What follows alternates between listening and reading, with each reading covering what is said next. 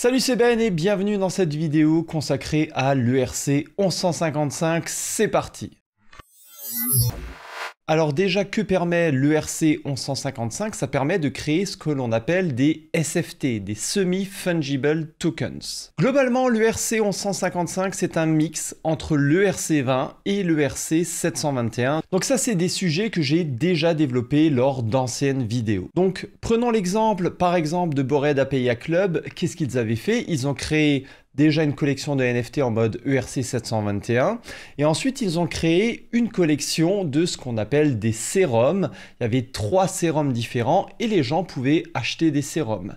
Ce qui fait la particularité de ERC 1155, on va le voir un peu plus tard, mais c'est déjà les transferts en lot, batch, le mint en lot, tout ce qui est mint en batch, mais c'est aussi la possibilité, par exemple, d'acheter pour plusieurs utilisateurs différents un SFT qui a le même ID. Donc si vous prenez l'exemple de ERC 721, globalement un acheteur va acheter le NFT d'ID 1, un autre acheteur va acheter le NFT d'ID 2, encore un autre va acheter le NFT d'ID 3, mais ici en l'occurrence avec ERC 1155 c'est un petit peu différent parce que plusieurs acheteurs vont pouvoir acheter un NFT, plutôt un SFT représenté par exactement le même ID. Donc on va avoir par exemple 50 utilisateurs qui vont acheter le même NFT, SFT d'ID par exemple 1. On va avoir 155 utilisateurs qui vont acheter le SFT d'ID 2, etc. À présent, on va voir les différentes fonctionnalités, ça nous permettra d'en savoir un peu plus et d'y voir un peu plus clair. Commençons par le constructeur. Dans le constructeur, on passe en paramètre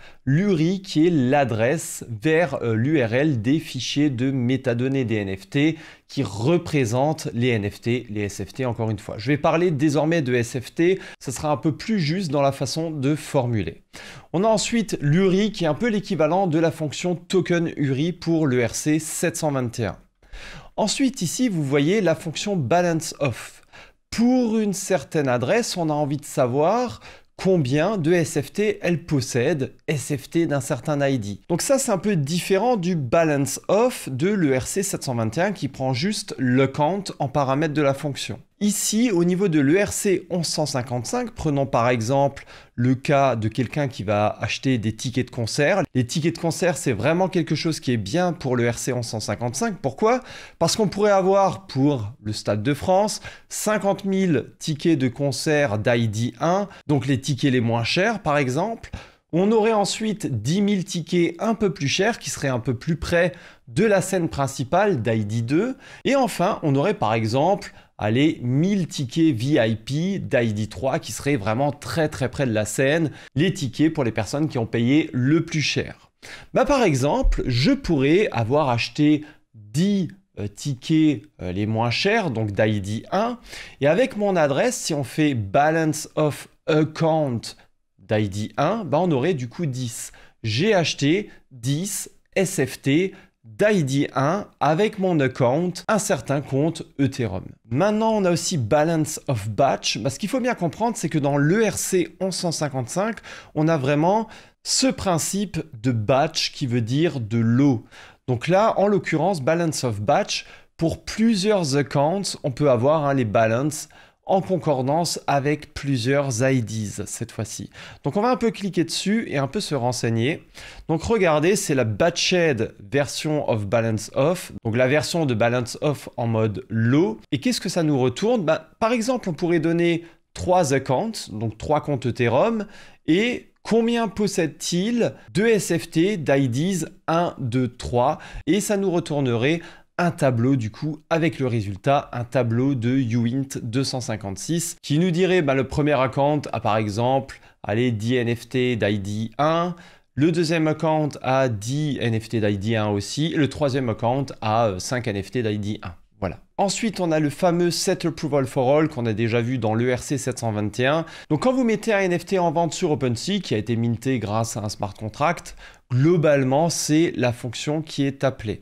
Et ça permet de dire, le smart contract de OpenSea, ou un autre de Blur, etc., je dis qu'il peut désormais transférer mes NFT. Il peut quelque part gérer mes NFT, plutôt transférer mes NFT. Ensuite, on a is approved for all.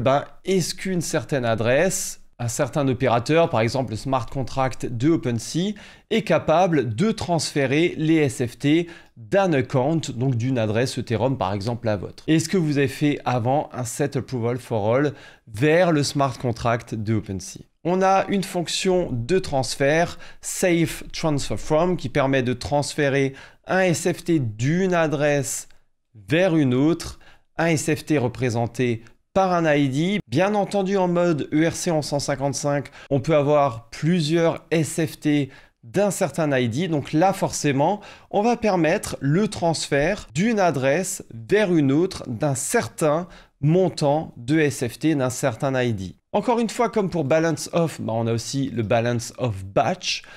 Ici, on a aussi pour le safe transfer from, on a aussi le safe batch transfer from, qui permet de transférer du coup en lot. Je transfère d'une certaine adresse vers une adresse un tableau, donc plusieurs SFT. Par exemple, je peux dire que je vais transférer les SFT que je possède d'ID 1, 2, 3, et je vais transférer un certain montant de ces SFT d'ID 1, 2, 3, par exemple 10, 100, 1000, donc 10 d'ID 1, 100 d'ID 2 et 1000 d'ID 3. Et voilà, ça permet vraiment de faire ça. On a une fonction setURI qui permet de changer le lien vers les fichiers des métadonnées. On a bien entendu une fonction de mint qui est un peu différente parce que, encore une fois, retenez qu'en mode ERC 1155, on peut avoir plusieurs SFT d'un même ID. Donc, on va permettre de minter vers une certaine adresse. Donc, globalement, ça va être la personne qui va appeler la fonction dans la plupart des cas.